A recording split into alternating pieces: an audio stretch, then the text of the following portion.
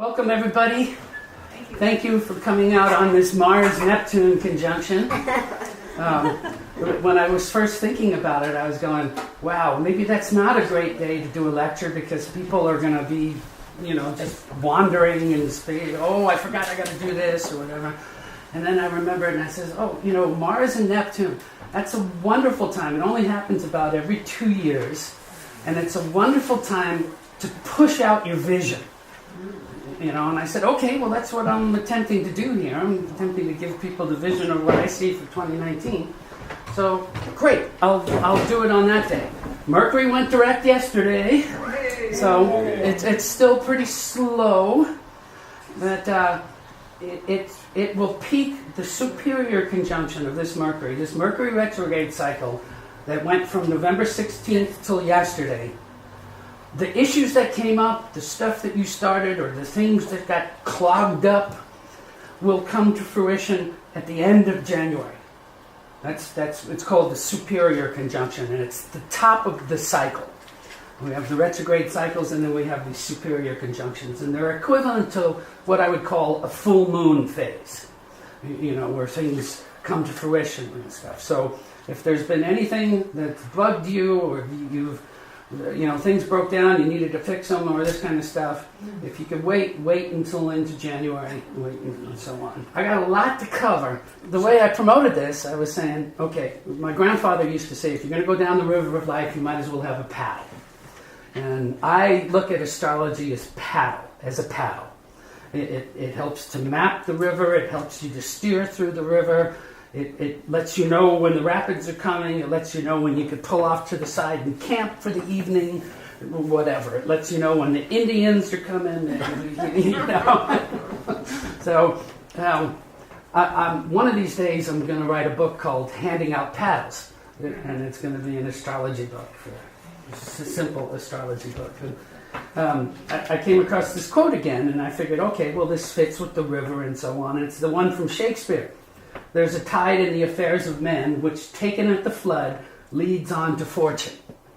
And basically what I'm saying is, okay, well, I don't want people just to be in the flood and and swimming. I want to teach them how to swim and row and paddle along with it, so that they have some control, some sense of power in their life.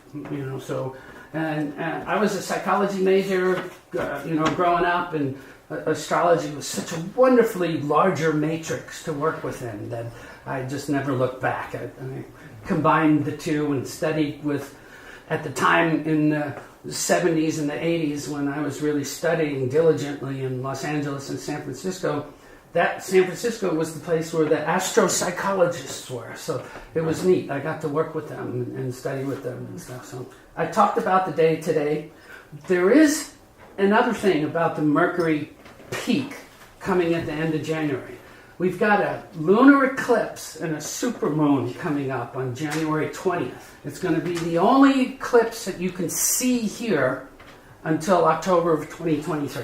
There's 5 eclipses next year, 2 in January, 2 in July, 1 in December.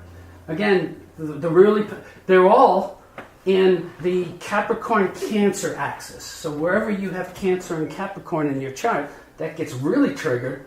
And it's going to trigger for 18 months, up to 18 months after the eclipses. And the supermoon, the one that's coming up in January, is the only one that's in Leo. And so that one's going to offset a lot. And I expect to see Trump and a few other, pardon my French, blowhards. There is going to be so much bluster next year.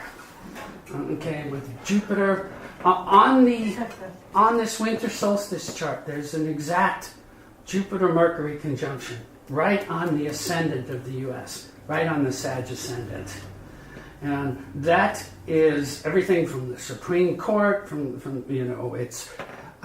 if Trump starts attacking higher education, okay, and the religious sector, then I'm definitely assured that he's got an astrologer working with him, because I've been watching the stuff that he's been doing, and he's been playing off of the the trends wonderfully, really wonderfully, the way he's doing this. And the trends for next year is a continuation of the immigration. Jupiter and Sag and all this is going to be immigration.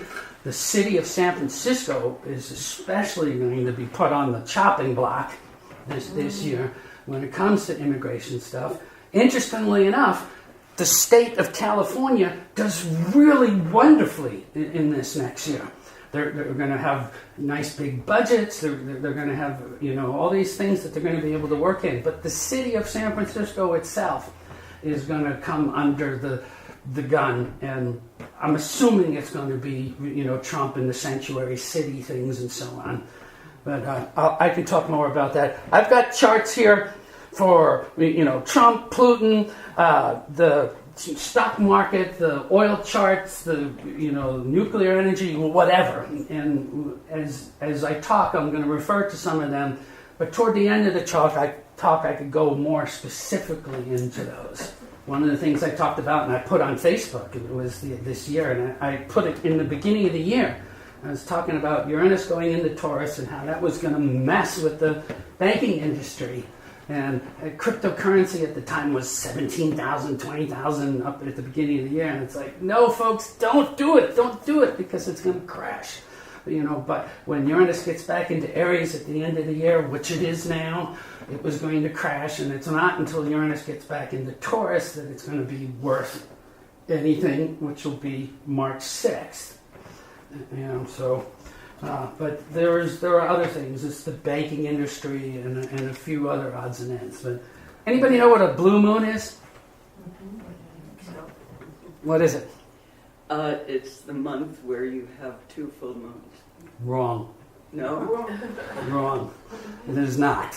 It's not the second of the 2 full moons in occasional months? Nope. It is not. It has nothing to do with the calendar month. It is when you get two full moons in the same sign. Okay, and I've been correcting this for 2 decades. I sent in letters to the editor, and people put newspaper, and I send them. I said, and this year we have in March and April. In March we have a full moon at 1 degree of Libra, and then in April we have a full moon at 29 degrees of Libra. So especially this spring, there's double Libra energy. Because Libra is the opposite sign from Aries, so you get the full moon, you get the Aries-Libra axis. Okay, but Libra energy, double Libra energy this springtime. So that's moderation, mediation, that's compromise, that's also zealots in the sense of, I know what's good for people and the blind justice, just let's get to the end. I'm not going to waver. I figured it out, and here it is. I always mention how the main generals in World War II had dominant functions Libra in their chart, because they were the ones that once they got the vision and once they knew what they were headed for and what they felt was justice, they could do whatever was needed. Libra is not just make love, not war. It's make love and war. The emphasis is the Aries-Libra axis, but it's me, my partner, my personal information versus what society is doing. How do I interact with them? We get a double whammy in the springtime. So there's no Venus retrogrades this year. There are no Mars retrogrades this year. Next year, in 2019. This year we had the Mars retrograde in the summer, we had the Venus retrograde in the fall, and we just got out of the Mercury retrograde, and it was boom, boom, boom. There was all this retrograde energy, which internalizes so much of what's going on, and so many people were seething about things. This year, what we end up getting in August and September are the full moon phases of those Mars retrogrades and the Venus retrogrades, the superior conjunctions of the retrogrades. So the stuff that you attempted to initiate on a masculine, assertive way this last summer with the fires and everything, all that, it's all going to peak in early September next year. So even the things with the fires down south and the insurance and all that kind of stuff, most of the money and most of the where people are going to feel like, oh, I finally got through this, is not going to be until like September, end of August, September of next year. And the same thing with the Venus cycle. We had Venus from retrograde from October 5th to November 16th. And so all those issues about past loves and self-worth and guilt and attraction and all of these things that maybe got off to false starts, or lovers have come back into your life and things like that. Hold off on, don't go getting married or don't go stabilizing these things until August. If you can carry this through till August of next year, then yes, then it's a go. And then you will have worked out, some of the issues that you wouldn't have prior to that. We get 3 Mercury retrograde cycles this year. In 2018, they were mostly in fire. In 2019, they're mostly in water signs. The way I would like to, when they were in fire, it's sticks and stones may break my bones, but names will never hurt me. When they're in water, sticks and stones break my bones, and names hurt. Water signs, people take things personally. They take it emotionally. So the retrogrades this year, there's going to be a lot more visits to the psychoanalysts, and the marriage counselors and the people who are feeling like they got wounded and that they're going to want to find emotional peace. It's much more about emotions. The fire sign retrogrades this year were much more about action and assertiveness and arrogance and I can't believe they did this kind of stuff, but it doesn't get them in the heart. The ones coming up in the water signs, they get you, so just realize that they're not personal, that the things that are happening are really not personal. They're happening to everybody this way. And it's not just happening to you, the Mercury retrogrades. The retrogrades are in March, July, and December. The retrogrades, again, are always where you stop. I always say it's Mother Nature's way of stop, put your feet up, relax, go back over the last month and a half, things that you haven't completed, things that died on the vine, things that you've avoided and you haven't finished. The retrograde is the period to go back and clean that up. It's to finish off stuff, tie things up with a nice bow, and get ready to be able to move on. Because as soon as you come out of a retrograde period, you have another 6 weeks of an increase. You get, like, again, a full moon phase. Once you come out of a Mercury retrograde, the energy increases. So the peaks that we have next year for communication issues, if you're going to kick out a book, if you want to write articles, if you have lectures that you want to give, or any of these kind of things, the peaks are late January into February, okay, which is the peak of this Mercury retrograde we just got out of. All right, and then we have May as a peak. This is the important part. We want you to late January into February, May, all right, late August into September, and late December into January 2020. These are the peaks of activity this year. If you're planning a big project and you can have the ability to time it, try and time it so your fruition phase, your peaks, your product or finished product comes at these times. That's part of swimming with the current. You won't be fighting against the current, which is the main thing that I like to teach people. Now I want to step back a second, and I like to do what I call a view from Mount Olympus. And it's you step way back and you look at the larger cycles and you zoom in, like they used to do with those images of the solar system. And you come in on the Earth and then go down into the microbiomes and the chemistry, and all of a sudden you're in another solar system, whatever. But we have Pluto's in Capricorn, right? Since 2008. Neptune is in its ruling sign of Pisces since 2012.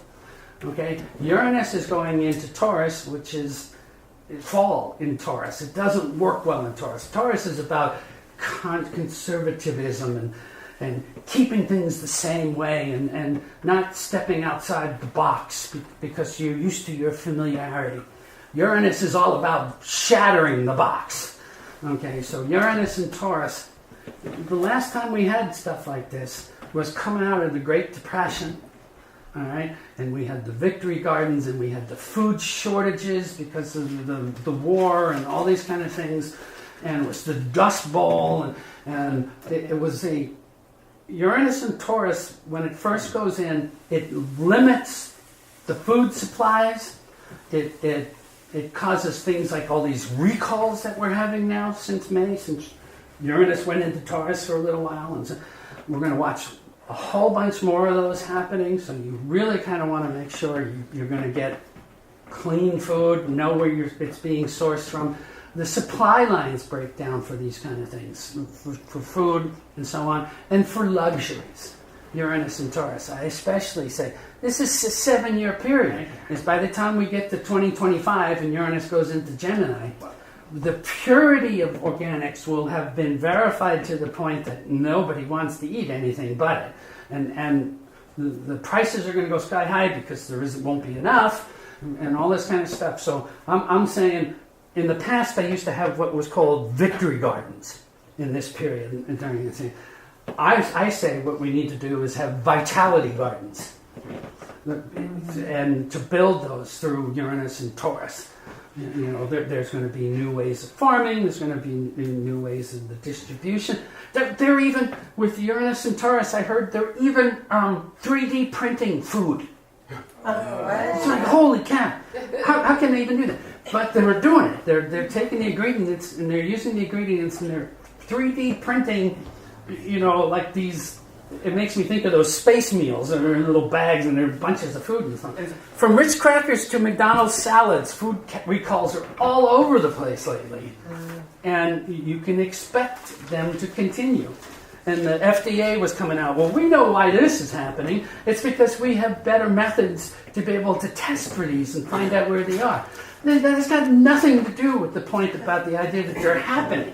You know, okay, so fine, you can track them back to where they originated better, but it's got nothing to do with the idea that there are more of them. And hopefully the idea that they can track them back to where they started will bring in a little bit more accountability on the part of the people who are growing this stuff and distributing it and so on. So they're even talking about using blockchain technology for the supply lines for food, where you know, every step of the way that they have an electronic record of who had it and for how long and so on. And so that's Uranus, that's technology used for food. So great, okay, I'm all for that one. You know. You mentioned the supply lines breaking down, and just today I heard that there's a shortage of truck drivers and freight going across the country. So from somebody who's trying to get something, a big retailer. Yeah, and it's not just going to be the shortage of trucks. It's going to be things like, you know, the storms that we're having are messing with the roads. Also, Elon Musk's Tesla trucks are coming out now, so the distribution will be automated. You know, there's an interesting thing because I was talking about the Saturn and Capricorn cycles a while back. And last time Saturn and Capricorn was when they came out with the first technology to automate cars. And now we have Saturn and Capricorn again, and we are dealing with the fallout from that and the implementation of it. And we had the first death, you know, by an automated car. It hit somebody. We've had these things. And finally, the government is catching up and saying, oh, heck, we got to regulate this stuff, you know, Saturn and Capricorn. And so... But it's interesting, the Saturn and Capricorn. We have a Jupiter-Saturn-Pluto conjunction coming up in 2020. It happens in the U.S. second house, which is value, the money in the bank, the deficit, you know, guilt, shame, all these kind of things, and how much do we as a country value ourselves. And this is a big thing. This has not happened. Again, I have it down in there, but it's something like 1307 was the last time that it actually happened. And the idea that it happens in the second house of the U.S. chart, and it's triggering all around the south node of the U.S. chart. So that's karmic debts. Again, I'll get into this more, but the U.S. is going to have to come up with a lot of money, a lot of sweat equity, a lot of capital to expend out into the world. And between now and basically 2027, the U.S. should be able to recoup some of the loss of prestige and power that we have lost recently. It's going to cost. And the way I look at this in the chart, it's like, yes, we need to spend this. Because, okay, we may not see the culmination of this completely until the 30s, okay? But we need to do this, or we're going to end up being relegated to almost a third world status. You know, the Saturn, Uranus, Neptune conjunction in the 88 to 93, that was 1,550-year cycle, you know. And people were saying, oh, you know, that's the downfall of the U.S. and the rise of Iran and stuff like that. No, back then I was saying, no, it's China, okay? Because Capricorn, when you lay the zodiac over the Earth, the Capricorn part of the planet is Japan, China, that was at the eastern coast along there. So those are the guys that are going to benefit mostly from all this Capricorn energy that we've had since the late 80s into 2025. You know, and Lewis was mentioning today, he says, you know, China's been technically playing above board, and we've been the ones that have been screwing around, you know. And I thought it was interesting that the day that the president, who is now the president for life in China, met with Trump, the day that they set that up, the U.S. had Canada arrest the daughter of the second biggest, largest company CEO in China on the day, you know. And part of me said, like, oh wow, this is either going to lead to war, which, by the way, the U.S. will be back in a major war coming like 2027. Between now and then, it's just skirmishes kind of stuff. But either this is going to, you know, big things, or this is going to say to them, no State Department, no, you know, you wash my hand, I'll wash my hand. Trump is saying everything's on the table. We're coming after the top, you guys. And I was kind of impressed with it, but I'm not so sure it's the right thing. You know, we'll have to wait and see on that one. But it was an interesting chess move to do that, because that's how China works, you know. This year with Jupiter in Sag, it squares Neptune all year, 3 times, and it's like one of the major themes. While Jupiter is in Sag this time, it's squaring Neptune in Pisces, and I called that get real, get right. Okay, it's like this Jupiter in Sag and energy. There's all of these firebrands. There's all these people that are going to be out there, you know, going for the cause and this and that. And at the same time, there are going to be people. It's a continuation in the government and among the populace and people and stuff. There's that bluster. There's that over and above the top lies. Okay, Sagittarius is known for white lies, that they will tell you what they know you want to hear.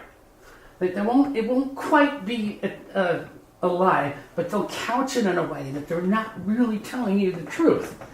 And this is a classic one of the attributes of the attitude of Sagittarius.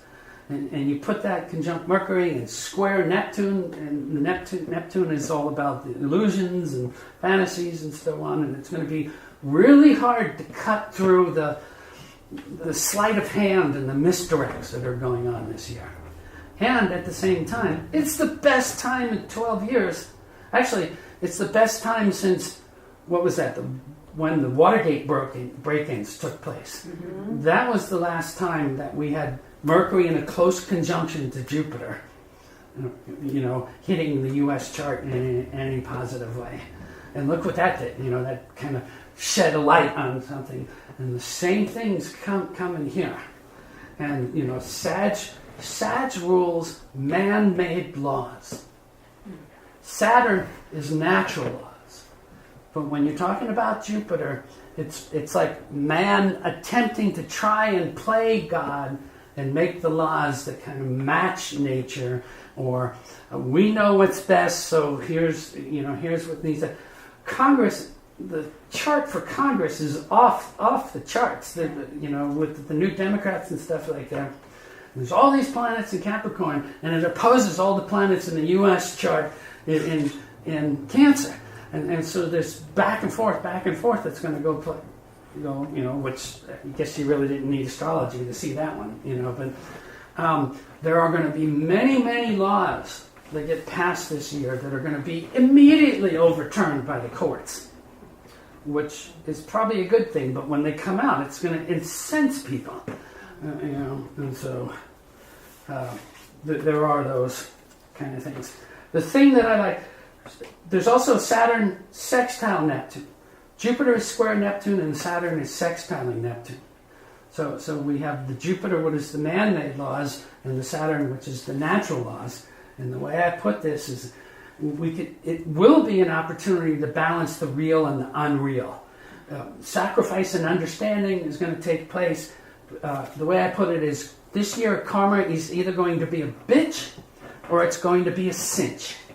There's really going to be no middle ground. People are going to be lying and they're going to get called on the carpet for it, left and right. And then the people that have been telling the truth and talking about history in its proper context and the real history that actually happened, those things are going to take the fore.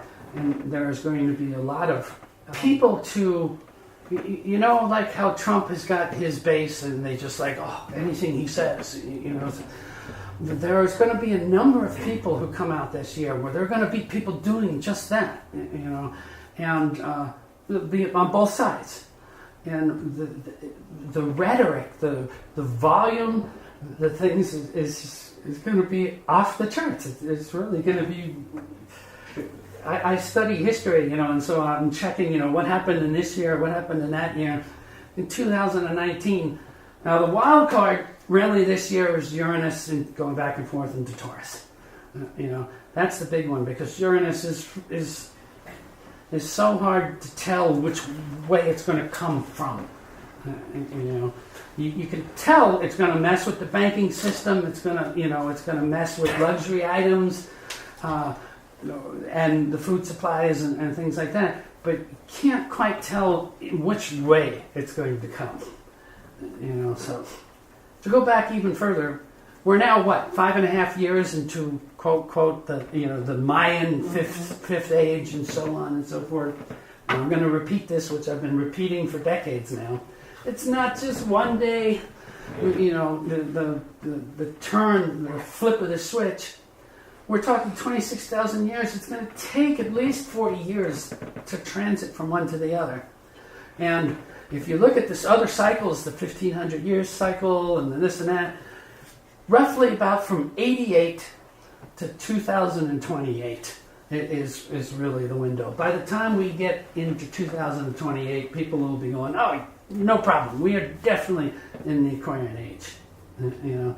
But if you look back to 1988 through 93, that big conjunction that happened in there, that was the PC computer, that was the internet, that was the source code for the internet. That was literally the beginning of it. But it's just this transition zone. I like to say it's a birth, all right? And where we are at the moment is we're not even completely out of the womb yet.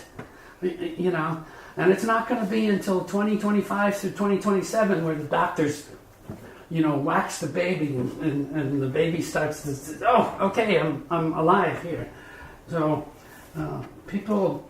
biggest thing you learn in astrology is patience. These cycles can take so long, but I just want to give you this to think of. The age of Pisces, which started back in the Neanderthal era, okay? The age of Pisces is about forgiveness and resurrection, or the heart knows no boundaries, is the way I put it. The age of Aquarius is about frequency and resonance and the power of the mind and thought, and I call it the mind has no limits, or the mind knows no limits. So we're going from sort of a heartfelt, compassionate, guilt-ridden system to an Aquarian system, which is going to be mind energy and so on. And it takes a few generations to get into it. Well, what has always happened is when something first starts, people tend to go overboard. And again, decades ago, I was going to say, God, we're going to lose our privacy, and keep two computers, keep one, so people can't hack it and so on. And this is just going to be more of the same. But it's not going to be until about 2 generations from now where they finally solve all of this stuff, where they will have figured out ways for people to retain the privacy and the laws that will need to be passed to give it back to the people and so on. Time cycle, if we want humanity in particular to end up not being all robotics, 200 years in the future here.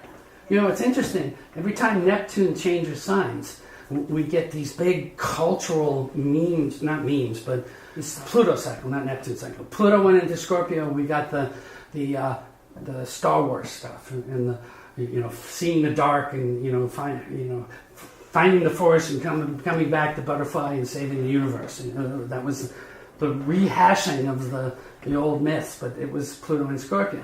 When Pluto went into Sag, we had the Harry Potter things, and it was the magic and the mystery, and that's it. But Pluto went into Capricorn, and anybody get an idea of what it was? What is the big thing that's taking up everybody's in the movies and in the sense? Superheroes. That's Capricorn. That's Superman. That's the genetically altered. But if you look at all of it's not just one movie. It was just a whole collective. I finally figured out. Okay, that's what Pluto and Capricorn is going to be. When Pluto goes into Aquarius in 2025, it's going to be some combination of I called it robionics.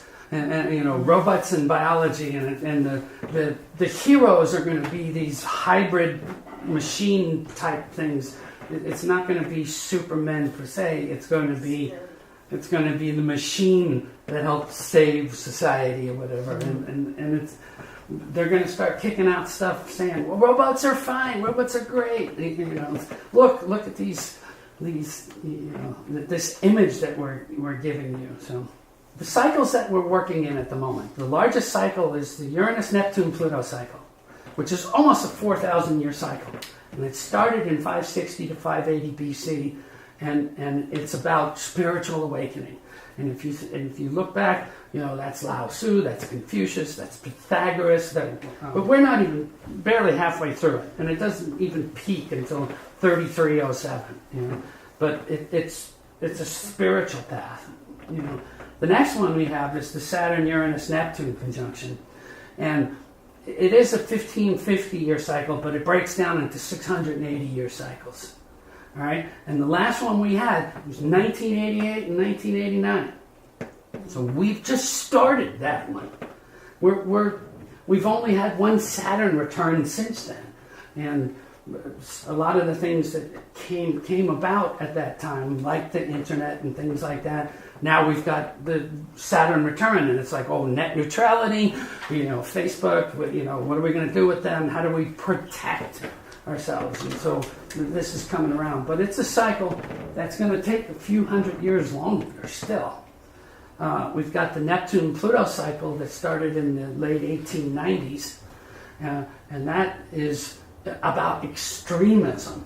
Okay, that was when we got the mass media. That's when we got mass production. We got the airplane, and we got the internal combustion engine, and so on. And interestingly enough, something that died on the vine along the way since then. In the late 1870s, there was maybe 100 millionaires. But by the time we got toward the end of the opening conjunction of the Neptune-Pluto, there were over 4,000 millionaires. So it was a 400% increase in the distribution of wealth and stuff. But one of the things that happened along the way was, built into that was the proper Neptune, and it was philanthropy.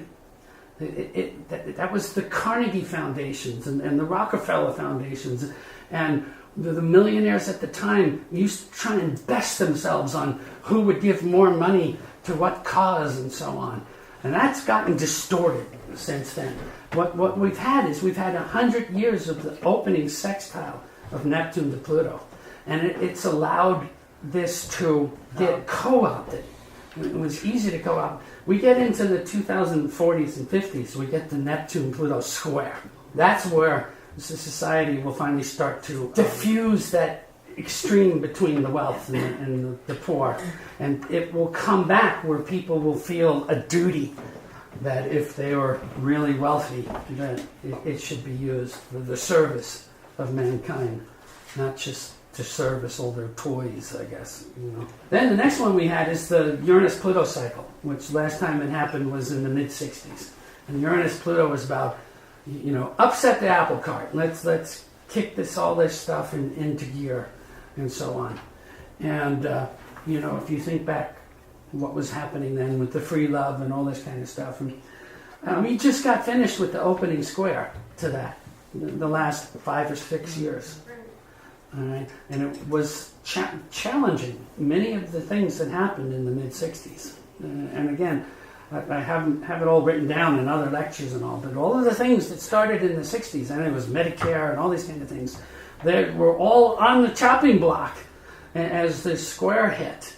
And as we move into the trine, which will be another 20 years or so, those things will be secured. Would be, they're not going to be in danger of being put to the side. So, talked about that. Oh, the other thing is the Neptune-Pluto conjunction. Again, it brings in mass changes of a spiritual bent. It was the women's suffrage movement. It was the 16th, 17th, 18th, and 19th amendments got passed during this stuff. And it was the beginning of the income tax. But we get to the middle of this century, income tax is going to disappear too, or it's going to change into something different. I'm not quite sure, but the opening square is always the testing of the things that started at the conjunction. So the things in the 90s, the late 1890s was the beginning of progressivism in a way, and it was a backlash having to do with industrialization, immigration, political corruption. Oh, it sounds familiar. So we're still on that, but the reason we're still on it is because of the eccentric orbit of Pluto, we haven't been able to make it past this much of the whole cycle. We're still in the opening sextile of the cycle, and it's been co-opted. And when we get to the opening square, is when these kind of things will be refined and further purified so that they work. If they need to be scrapped, they'll be scrapped. And most of them will be tweaked in a way that they will go back more to what was meant when they were first started. When does that square begin? 2044, really. And it was the first inklings, too, of corporate personhood that happened during the Neptune-Pluto. The laws came through at that time. It had been talked about, but the lawsuits that judges handed down things that were basically saying, they didn't state it outright, but they were giving the idea that saying corporations have the same protections as people, and from there it's just gotten stronger and stronger. And I'm hoping, I had been saying for many years that while Pluto was in Capricorn, that would be dissolved. That would be removed. The Jupiter-Saturn-Pluto conjunction in 2020 is going to help with that. Because the Saturn-Pluto is about breaking down old systems that just don't work anymore. when you have Jupiter, Saturn, Pluto, there's not just the breakdown, but you automatically have something, an opportunity of what to replace it with. So it's easier to break the things down because there's not as much fear involved. And we get the Jupiter, Saturn, Pluto conjunction coming in 2020, and there's optimism, there's light. You know, the things are being dissolved because we have the things to put in place. They're not just being torn down with no foundation of where they're going. The time before that, the Neptune-Pluto time before that, was in 1394 and 98, and it was the quiet beginnings of the Renaissance. That was when we were finally coming out of the Dark Ages in a way, and it was expansions and explorations of the Americas. That's when that stuff really first started, you know. And it was the rise of the Incas and the Aztecs and the Ming Dynasty and all these changes in the cultural systems of the world, you know. And it's a 500-year cycle. It takes time to see. But we had another one just start at the beginning of the 20th century. The other thing, too, is this Neptune-Pluto cycles, when they've happened in the past, we knew Neptune was there, but we didn't know Pluto even existed. So we were only half awake. And it wasn't until 1930 that we discovered Pluto, and that really gave like an extra stamp to the idea of this extremism and so on. And, you know, that's why Pluto rules the nuclear stuff and things like that, and the far distant worlds and so on. And all of those things kind of came into being with this Pluto energy. And Pluto came as close to the sun and the earth as it does in the mid-80s, 1980s. And I call that the seduction of soul. It's like when the dark energy came in and the shadow was imprinted on the earth. And I've been looking, it really seems like since then, the shadow side of things has really started to develop. There's much less gray area than there used to be. Oh, the opening square starts 2054, not 44. 2054 to 72 is the opening square. This Uranus-Neptune conjunction that we had in the 1990s, there's sudden awakenings, sudden changes.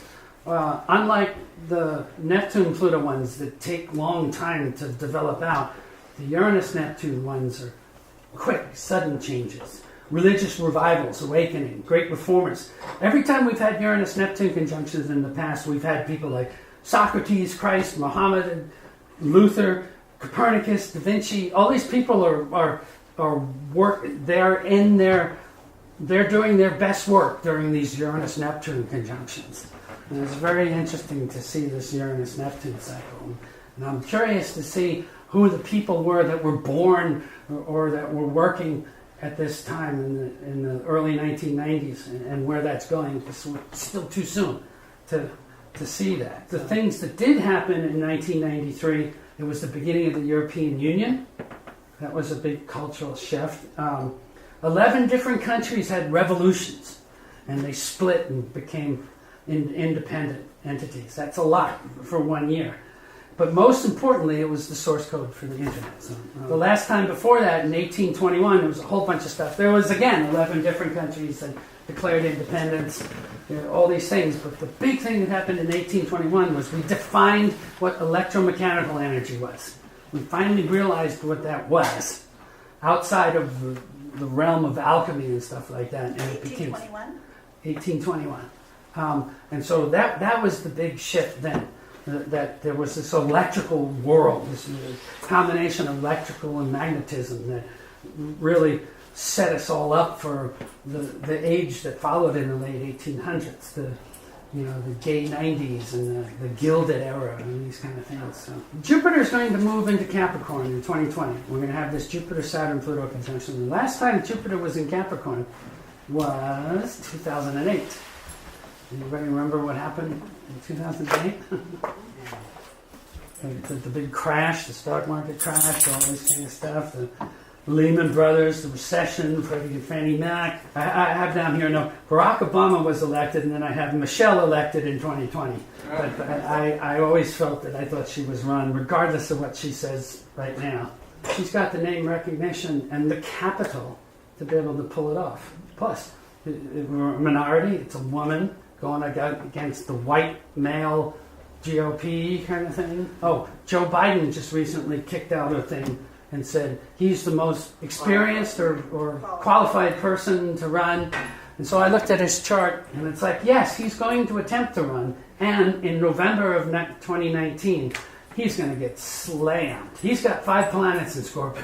At a point where if you think about how the world works, triangles are the most strongest aspect. Every religion in the world's got some sort of trinity going for it. You know, this, and the other thing and stuff on. And so a duality, or just two things, is an opposition. It's a very weak aspect. It's a line. It could be broken very easily. We need, for compromises, we need a third party. If you think about it, when you have two people, it's either you're with me or against me, and that's it. Right? When you have 3 parties, you still got you with me or against me, but then you always have to sort of compromise with that third party to be able to win. And so there will be way more compromise going on if we can ever somehow establish a third party. Every single planet in our solar system changes signs within 1 year's time. I've been looking back through history. I cannot find a time when that has happened before.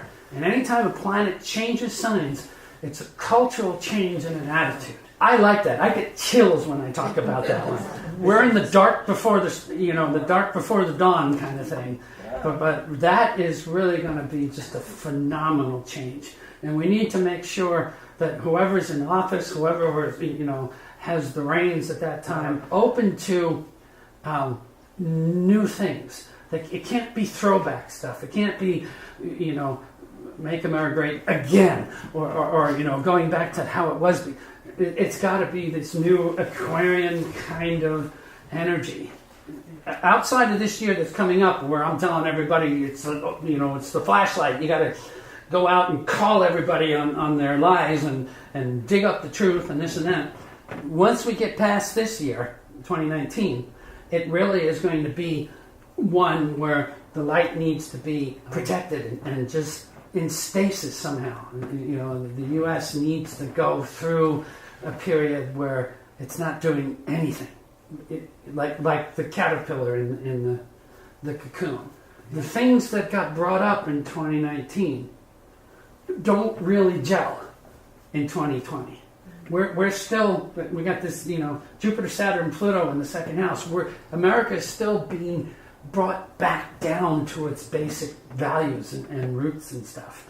And the only way that's going to happen is by blowing up or dissolving. Saturn's not really a blow up thing. It's really you tear it down. Well, what came to mind when you were talking about the cocoon and being still, after 2019? There is some talk about trying to get out of Afghanistan, and so my hope is that we won't be all around the world maybe for a little while. I'm hoping that's what happens. Is a rotation of what you're talking about. The State Department, all of those tentacles that we have, were involved in other places. Those all have to be withdrawn. So the big things now, Uranus and Taurus. All right? So that's an 84-year cycle.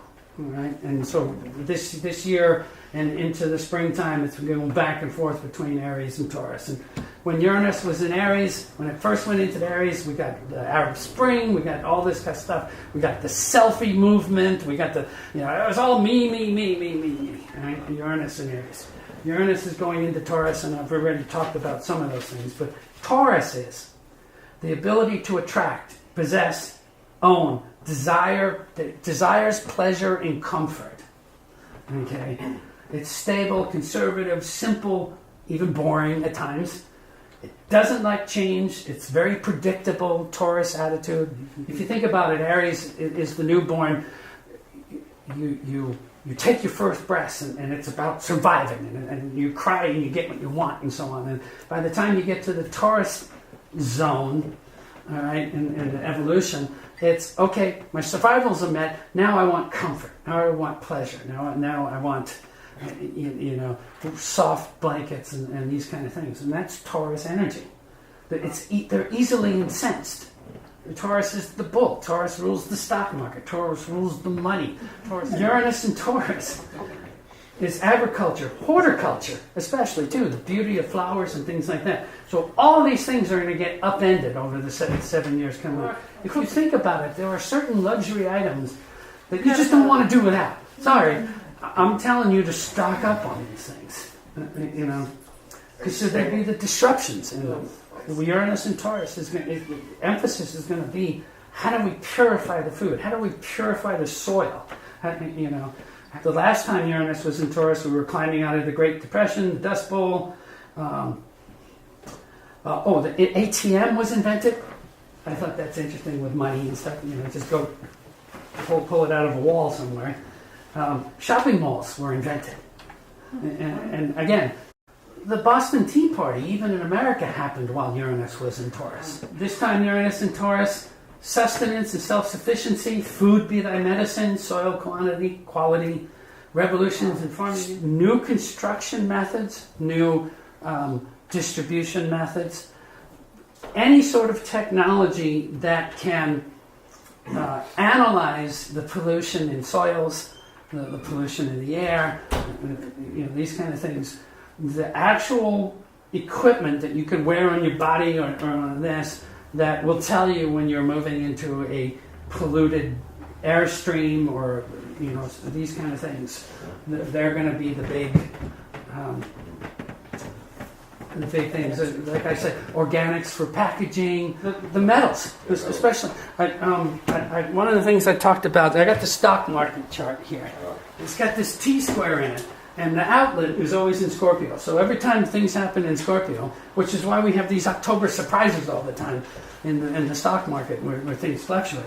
But here's what's going down with the stock market. Stock market's going to be volatile from December 21st to Valentine's Day. It's telling people to either stay out of the market or short sell between now and Valentine's Day. And I'm calling it the Valentine's Day massacre, okay? But there's going to be a real sudden drop in value in the stock market, and I'm by Valentine's Day, and then I'm saying after the 15th of Valentine's Day, yes, you buy in and stay with it until early October, and then out again in early October. It is especially metals, agriculture, luxuries, tech or banking will be down, but metals in particular, that's Taurus. That's the valuable, but it's not going to be for jewelry and things like that. It's going to be for more. Uranus is in Aries right now.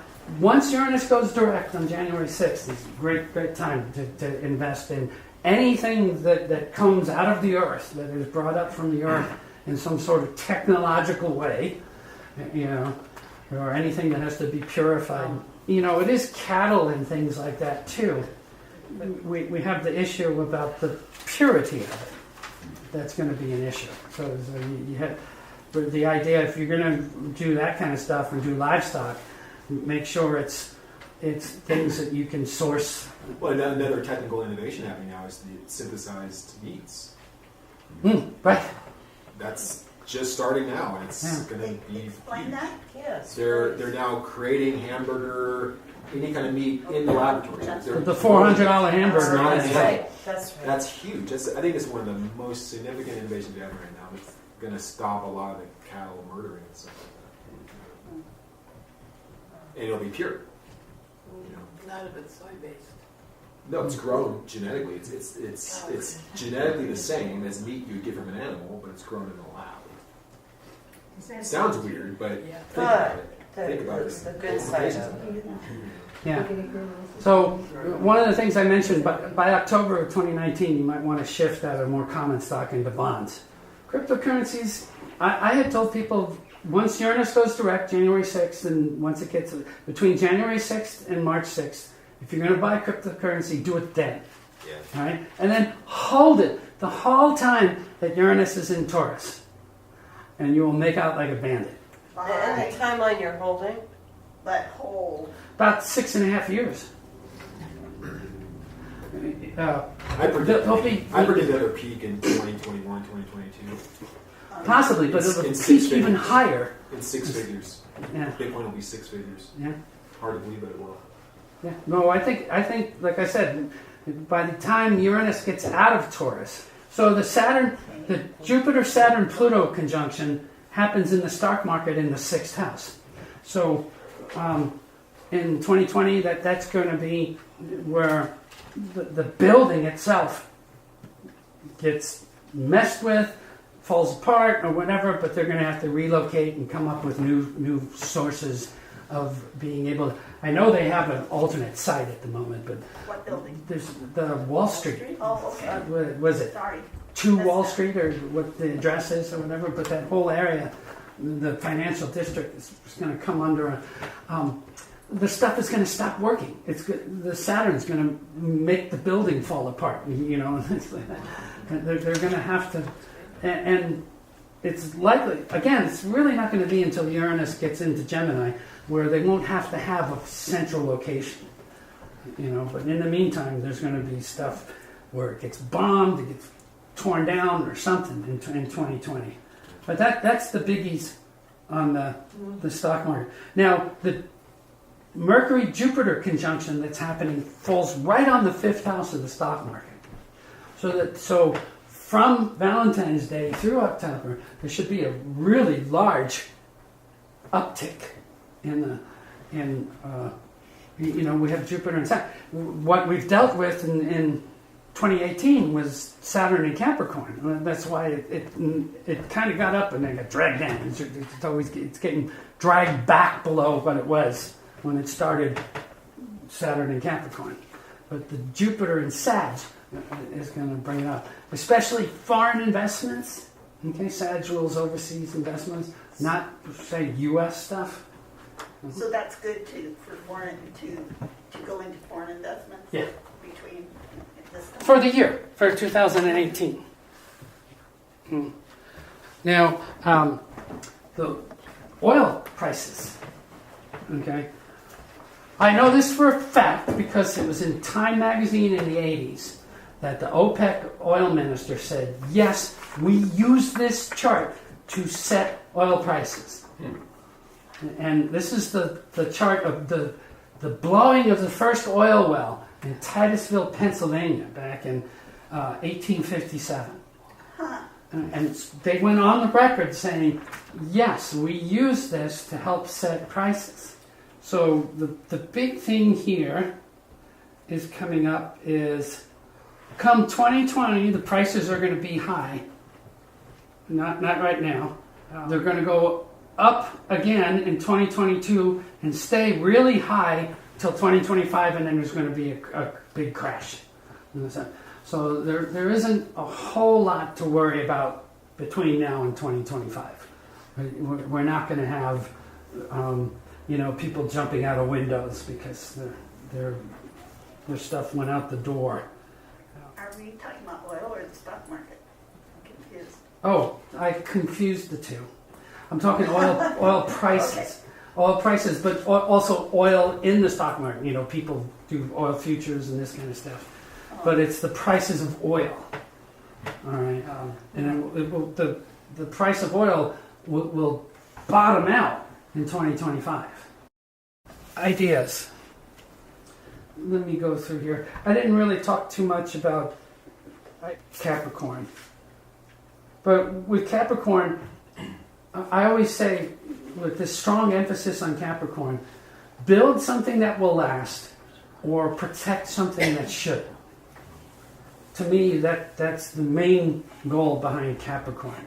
And so when you think about Capricorn, these 3 planets coming together in Capricorn, you need to think about generations and legacies, monuments, museums, libraries, traditions, oral teachings, the buildings, the temples and completed buildings. The halls of justice used to be sacred places. They aren't anymore.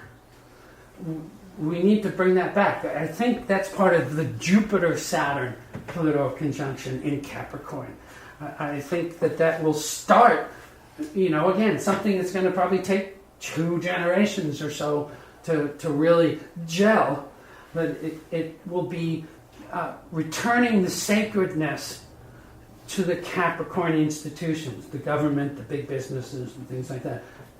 This may be pie in the sky stuff, but I like the idea that it's a Jupiter, Saturn, Pluto. It's not just Saturn, Pluto. So build something that will last or what? Preserve something that should. Thank you. Yeah. The one for Capricorn is just that. We're going to lose our traditions. That's why I said the GTOs are not going to fly. Right. We get into Aquarius, we're going to lose a lot of traditions. So we have to figure out which ones we don't want to lose, and we need to protect those as we move into these first 2 generations of the Aquarian age. We have to decide what's important enough to keep, or what should we stabilize and keep. Especially the things that happened since the 80s during this window. The things that are being born during this window will affect more generations than any other period in time where you get 2 generations together because of this switching between ages. They talk about the new messiahs or the new religions or the new this kind of stuff. That is what's going to develop out of this stuff. And so we need to decide what of the old we should keep and what not. Build something that will last so that it outlasts you. It's also, while all this stuff is in Capricorn, it's will and testaments. If you guys don't have these kind of things, this will be the time to do it. This is going to be when that kind of stuff will be important in place, not just for you and your family, but for the institutions, but for the cultural systems that are set up. There needs to be a way that it can be preserved and passed on to the next generation. So the kind of laws that are going to come out are going to do that. Preserve important documents for posterity. Oh, all this Capricorn stuff, we're finally, it's the footprints in the sand. Okay, if you know that imagery with Jesus and everything, this is where we actually make the footprints in the sand. It's not, we're not just talking about it anymore. It's time to put some of these footprints down before 2025, because that's when the major attitudinal shift will happen. And if it hasn't been preserved and secured, it'll probably will be so much going on that it'll just disappear. Okay, Jupiter and Sag.